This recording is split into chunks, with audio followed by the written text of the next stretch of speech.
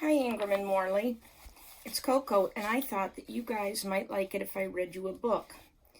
The book is called The Wind in the Willows by Kenneth Grahame, and it was one of my favorites when I was a little girl, so I thought maybe you guys would like it too.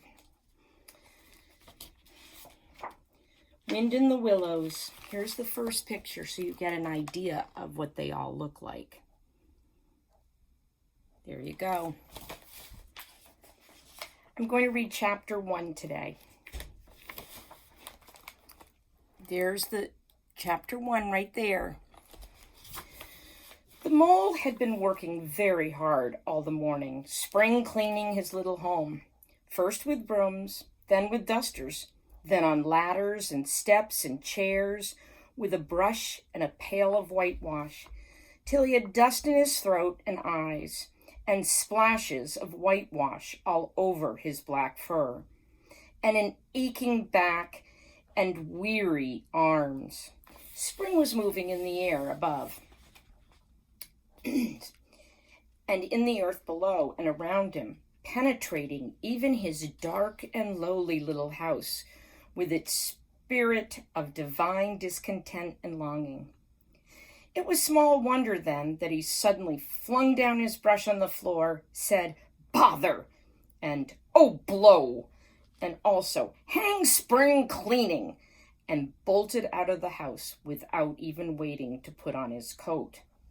Something above was calling him imperiously, and he made for the steep little tunnel, which answered, in his case, to the graveled carriage drive owned by animals whose residences are near to the sun and air. So he scraped and scratched and scrabbled and scrooged, and then he scrooged again and scrabbled and scratched and scraped, working busily with his little paws and muttering to himself, up we go, till at last, pop! His snout came out into the sunlight, and he found himself rolling in the warm grass of a great meadow. "This is fine," he said to himself. "This is better than whitewashing." The sunshine struck hot on his fur. Soft breezes caressed his heated brow. And after the seclusion of the cellarage, that means the basement, he had lived in so long, the carol of happy birds fell on his dulled hearing, almost like a shout. Jumping off all his four legs at once in the joy of living and the delight of spring without its cleaning, he pursued his way across the meadow till he reached the hedge on the further side. "Hold up," said an elderly rabbit at the gap. "Sixpence," that's like 6 cents, "for the privilege of passing by the private road." He was bowled over in an instant by the impatient, contemptuous mole, who trotted along the side of the hedge, chaffing the other rabbits as they peeped hurriedly from their holes to see what the row was about. Onion sauce," he remarked jeeringly, and was gone before they could think of a thoroughly satisfactory reply. When they all started grumbling at each other, "How stupid are you? Why didn't you tell him? Well, why didn't you say? You might have reminded him," and so on in the usual way. But of course it was then much too late, as is always the case. You can see they're all wondering what they should have done, and look at Mole back in the trees. It all seemed too good to be true. Hither and thither, through the meadows he rambled busily, along the hedgerows, across the copses, finding everywhere birds, buildings, flowers budding, leaves thrusting, everything happy and progressive and occupied. And instead of having an uneasy conscience pricking him and whispering, "Whitewash," he somehow could only feel how jolly it was to be the only idle dog among all these busy citizens.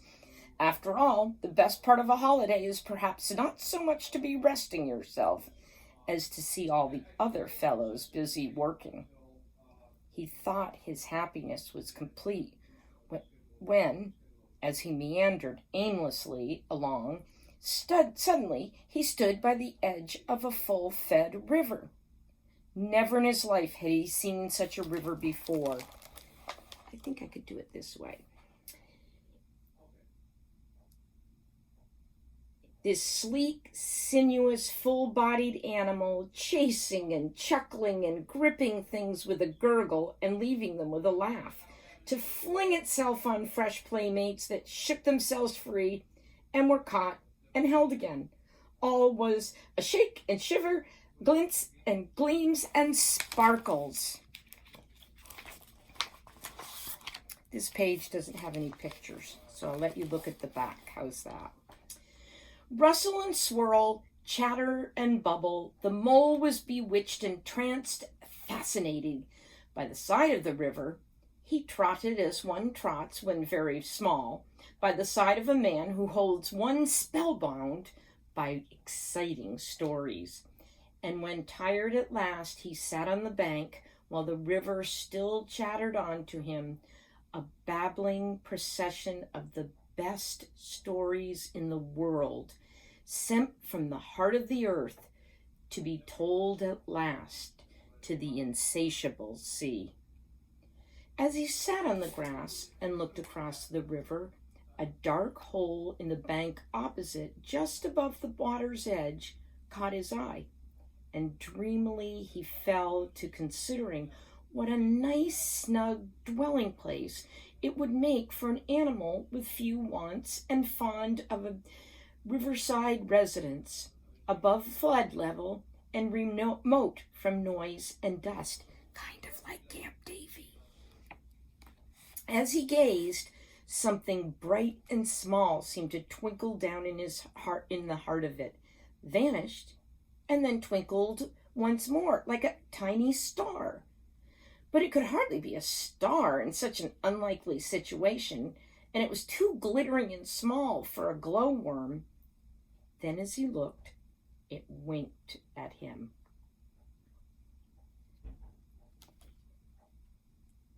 Oops. I lost it. Oh, and so declared itself to be an eye. And a small face began gradually to grow up around it, like a frame around a picture. A little brown face with whiskers. A grave round face with the same twinkle in its eye that had first attracted his notice. Small, neat ears and thick, silky hair. It was the water rat. Then the two animals stood and regarded each other cautiously. "Hello, mole," said the water rat. "Hello, rat," said the mole. "Would you like to come over?" inquired the rat presently. "Oh, it's all very well to talk," said the mole rather pettishly, he being new to a river and riverside life and its ways.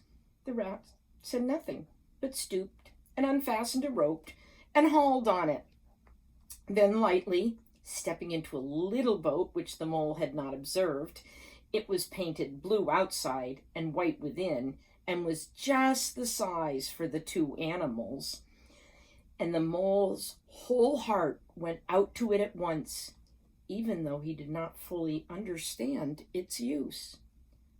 The rat sculled smartly across and made fast. Then he held up his forepaws as the mole stepped gingerly down. "Lean on that," he said. "Now then, step lively."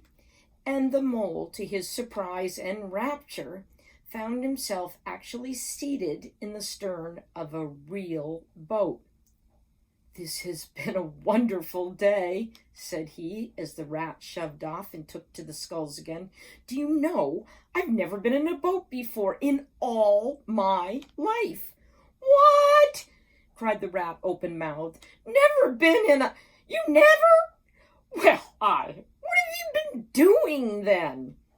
It is so nice, is it, as all that?" asked Mole shyly, though he was quite prepared to believe it as he leaned back in his seat and surveyed the cushions. the oars, the rowlocks, and all the fascinating fittings, and felt the boat sway lightly under him. Nice? It's the only thing, said the water rat solemnly as he leaned forward for his stroke.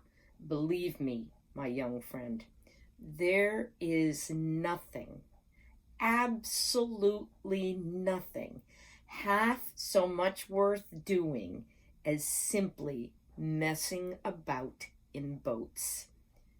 Simply messing, he went on dreamily, messing about in boats. Messing. Look ahead, rat! Cried the mole suddenly. It was too late. The boat struck the bank full tilt. The dreamer, the joyous oarsman, lay on his back at the bottom of the boat, his heels in the air. About in boats or with boats, the rat went on composedly, picking himself up with a pleasant laugh. In or out of him, it doesn't matter. Nothing seems really to matter. That's the charm of it. Whether you get away or whether you don't. Whether you arrive at your destination or whether you reach somewhere else. Or whether you never really get anywhere at all. You're always busy, and you never do anything in particular. And when you've done, it's there always something else to do, and you can do it if you like, but you'd much better not. Look here, if you've really nothing else on hand this morning, supposing we drop down the river together and have a long day of it.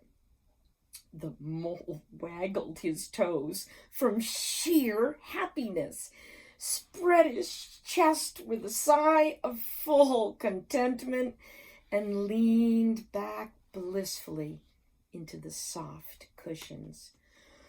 What a day I'm having, he said. Let us start at once. Hold hard a minute then, said the rat. He looped the painter, that's the front line, through a ring in his landing stage, climbed up into his hole above, and after a short interval reappeared staggering under a fat wicker luncheon basket. Shove that under your feet, he observed to the mole as he passed it down into the boat.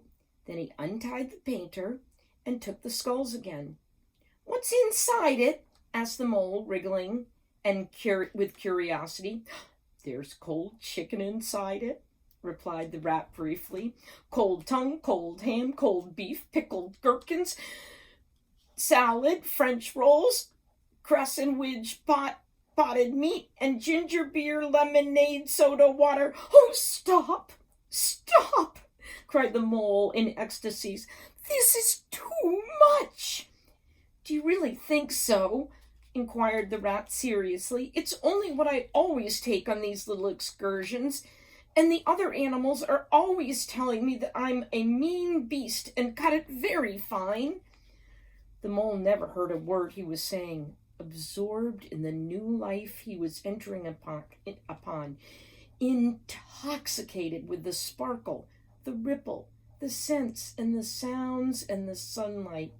He trailed a paw in the water and dreamed long waking dreams. The water rat, like the good fellow he was, sculled steadily on and forbore to disturb him. I like your clothes awfully, old chap, he remarked after some half hour or so had passed. I'm going to get a black velvet smoking suit myself some day, as soon as I can afford it. I beg your pardon, said the pole, pulling himself together with an effort. You must think me very rude, but all this is so new to me. So this is a river. The river, corrected the rat. And you really live by the river? What a jolly life! By it, and with it, and on it, and in it, said the rat. It's brother and sister to me, and aunts, and company, and food, and drink, and naturally, washing. It's my world, and I don't want any other. What it hasn't got is not worth having, and what it doesn't know is not worth knowing. Lord, the times we've had together. Whether in winter or summer, spring or autumn, it's always got its fun and its excitement.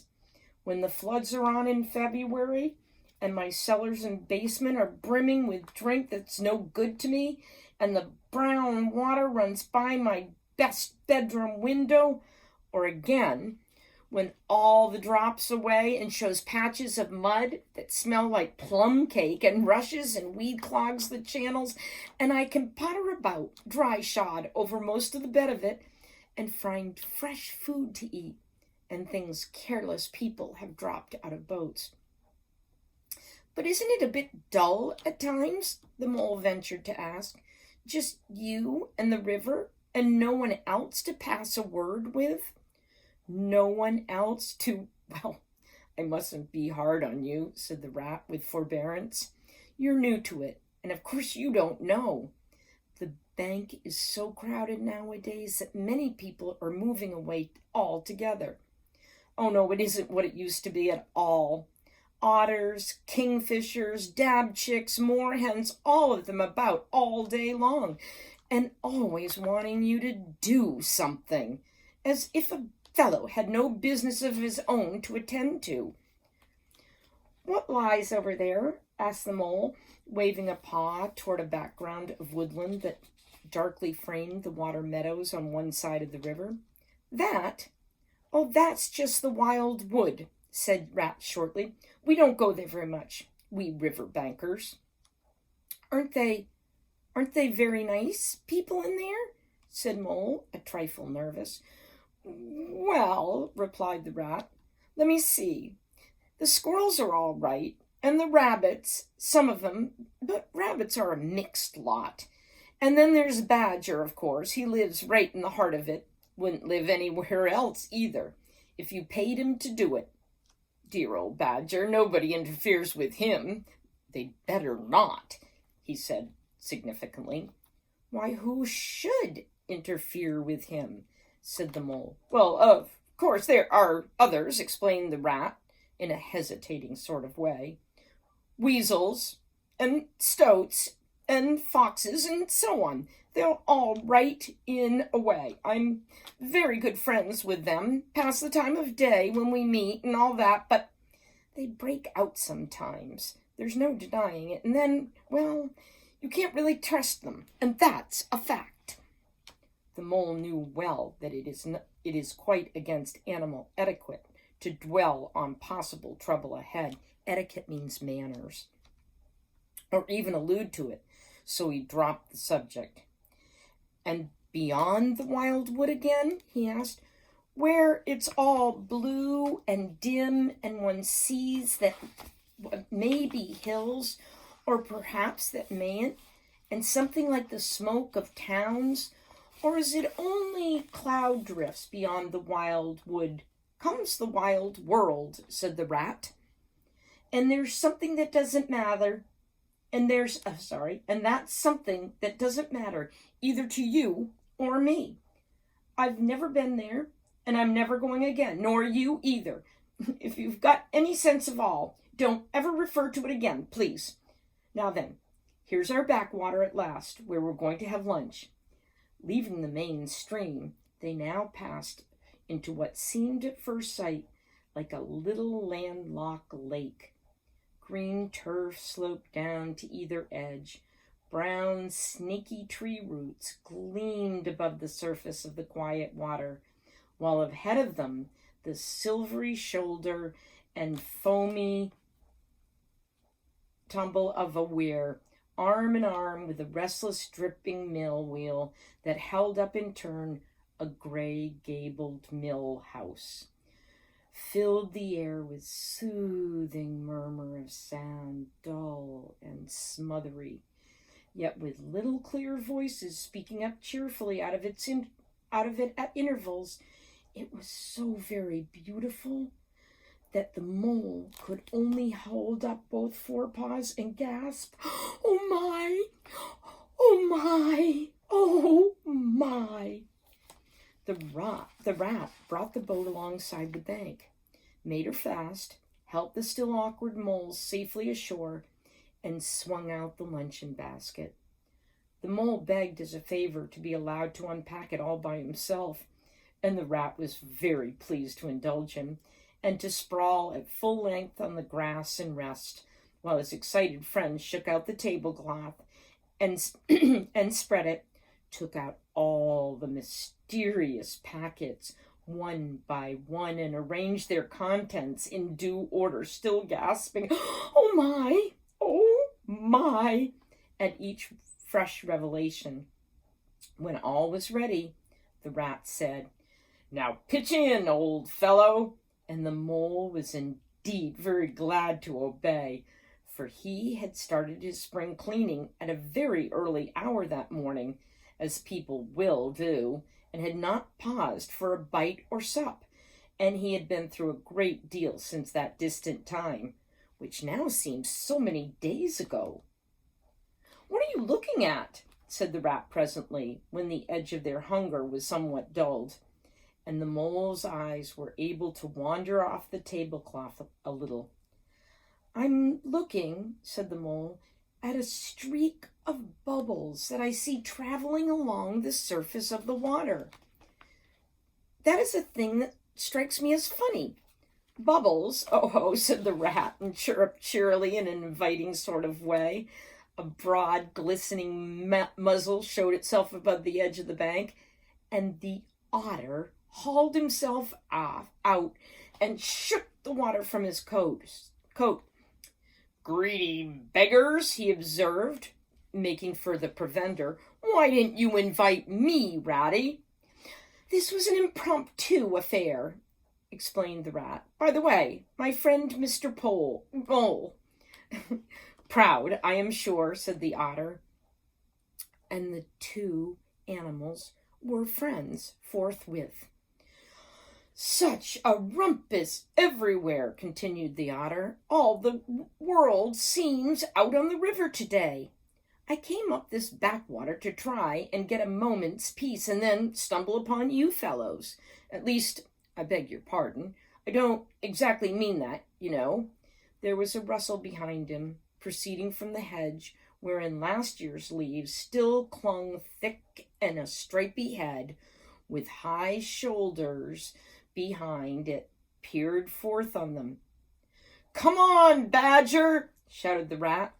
The badger trotted forward a pace or two, then grunted, "Company," and turned its back and disappeared from view. "That's just the sort of fellow he is," observed the disappointed rat. "Simply hates society. Now, we shan't see any more of him today. Well, tell us who's out on the river." "Toad's one," replied the otter, "in his brand new wager boat. New togs, new everything." The two animals looked at each other and laughed. "Once it was nothing but sailing," said the rat. "Then he tired of that and took to punting. Nothing would please him but to punt all day, every day, and a nice mess he made out of it. Last year it was houseboating, and we all had to go and stay with him in the houseboat and pretend we liked it. He was going to spend the rest of his life in a houseboat. It's all the same." So I'll show you, there they are, and you can see their boat and the duck. And this is the other page. Sorry, it's hard to hold up. Oh, look at the meal that they had. And I even see the tree watching. Oh, they look like they've had a great meal, don't they?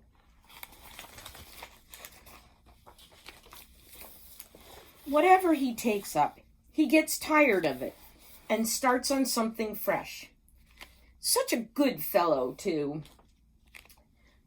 But no stability, especially in a boat. From where they sat, as they could get a glimpse of the main stream across the island that separated them, and just then a wager boat flashed into view. The rower, a short, stout figure, who do you think it is, Splashing badly and rolling a good deal, but working his hardest, the rat stood up and hailed him. But Toad, for it was he, shook his head and settled sternly to his work. "He'll be out of the boat in a minute, if he rolls like that," said the rat, sitting down again. "Of course he will," chuckled the otter. "Did I ever tell you that good story about Toad and the lock keeper? It happened this way. Toad, an errant mayfly, swerved unsteadily athwart the current in the intoxicated fashion affected by young bloods of mayflies seeing life. A swirl of water and a cloop, and the mayfly was visible no more. Neither was Otter. The mole looked down. The voice was still in his ears, but the turf whereon he had sprawled was clearly vacant. Not an otter to be seen as far as the distant horizon. But then again, there was a streak of bubbles on the surface of the river. The rat hummed a tune, and the mole recollected that animal etiquette forbade any sort of comment on the sudden disappearance of one's friends at any moment, for any reason, or for no reason whatever. "Well, well," said the rat, "I suppose we ought to be moving. I wonder which of us had better pack the luncheon basket." He did not speak as if he was frightfully eager for the treat. "Oh, please let me," said the mole. So, of course, the rat let him. Packing the basket was not quite such pleasant work as unpacking the basket. It never is. But the mole was bent on enjoying everything, and although just when he had got the basket packed and strapped up tightly, he saw a plate staring up at him from the grass. When the job had been done again, the rat pointed out a fork, which anybody ought to have seen. And last of all, behold, the mustard pot, which he had been sitting on without knowing it. Still, somehow the thing got finished at last, without much loss of temper. The afternoon sun was getting low as the rat sculled gently homewards in a dreamy mood, murmuring poetry things over to himself, and not paying much attention to Mole. But the mole was very full of lunch and self-satisfaction and pride, and already quite at home in a boat, so he thought, and was getting a bit restless besides, and presently he said, "Ratty, please, I want to row now." The rat shook his head with a smile. "Not yet, my young friend," he said. "Wait till you've had a few lessons. It's not as easy as it looks." The mole was quiet for a minute or two, but he began to feel more and more jealous of Rat, sculling so strongly and so easily along, and his pride began to whisper that he could do it every bit as well. He jumped up and seized the sculls, that's oars, so suddenly that the rat, who was gazing out over the water and saying poetry things to himself, was taken by surprise and fell backwards over his seat with his legs in the air for the second time, while the triumphant mole took his place and grabbed the sculls remember, that's oars, with entire confidence. "Stop it, you silly ass!" cried the rat from the bottom of the boat. "You can't do it. You'll have us over." By the way, when you say ass in animal world, I think it's okay. The mole flung his sculls back with a flourish and made a great dig at the water. He missed the surface altogether. His legs flew up around his head, and he found himself lying on the top of the prostrate rat. Greatly alarmed, he made a grab at the side of the boat, and the next moment, splush! Over went the boat, and he found himself struggling in the river. Oh my, how cold the water was, and oh, how very wet he felt. How it sang in his ears as he went down, down, down. How bright and welcome the sun looked as he rose to the surface, coughing and sputtering. How black was his despair when he felt himself sinking again. Then a firm paw gripped him by the back of his neck. It was the rat, and he was evidently laughing. The mole could feel him laughing, right down his arm, through his paw, and so into the mole's neck.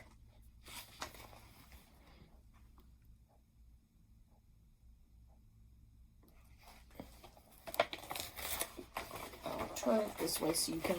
Oops, this is not easy, so I'm going to have to do it this way, okay? So you can look at this while I'm reading this page.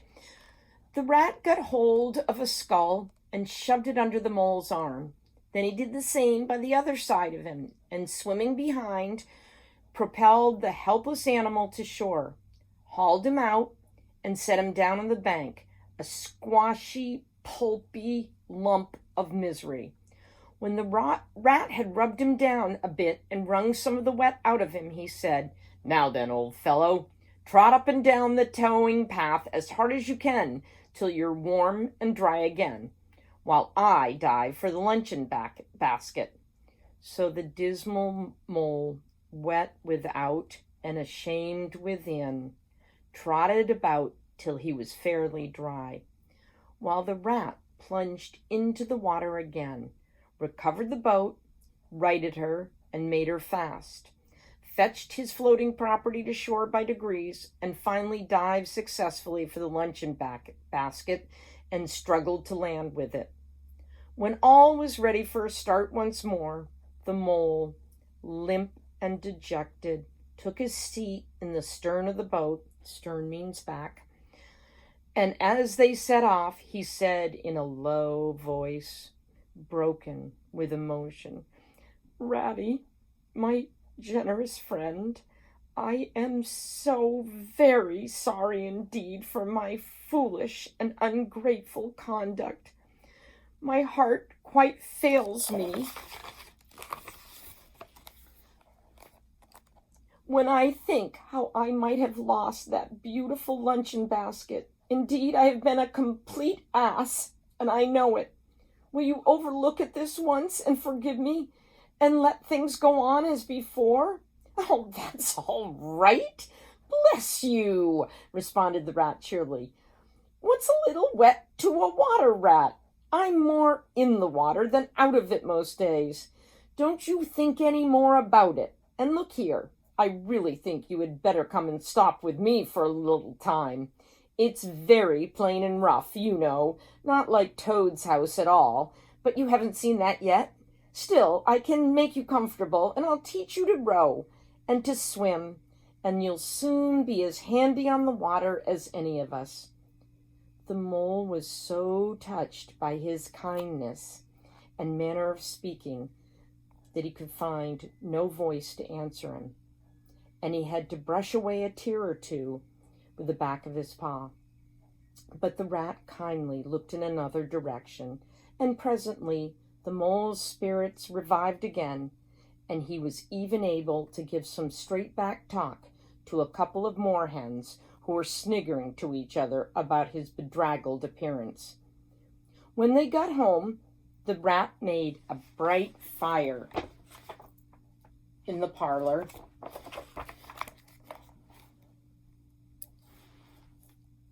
I'm going to have to read this page, so you won't be able to look at it for very long, but I thought you'd like to look at it right now. Planted the mole in an armchair. This is going to be the next chapter, but I'm not going to read that. Planted the mole in an armchair in front of it, having fetched down a dressing gown and slippers for him, and told him river stories till supper time. Very thrilling stories that were to an earth-dwelling animal like mole. Stories about wares and sudden floods and leaping pike and streamers that flung, hard bottles, at least bottles were certainly flung and from streamers, so presumably by them, and about herons and how particular they were with whom they spoke to, and about adventures down drains and night fishing with otter, or excursions far afield with badger. Supper was a most cheerful meal. But very shortly afterwards, a terribly sleepy mole had to be escorted upstairs by his considerate host to the best bedroom, where he soon laid his head on his pillow in great peace and contentment, knowing that his newfound friend, the river, was lapping the sill of his window. This day was only the first of many similar ones for the emancipated, that means freed, mole, each of them longer and fuller of interest as the ripening summer moved onward. He learned to swim and to row and entered into the joy of running water. And with his ear to the reed stems he caught, at intervals, something of what the wind went whispering so constantly among them. Do you remember? This is called The Wind in the Willows. So tomorrow I'll read you the next chapter. But now what I'd like you guys to do is tell me something that you liked in the book, in this first chapter, and a question that you might have, and which animal you think is nice. Okay? I love you guys. Bye-bye.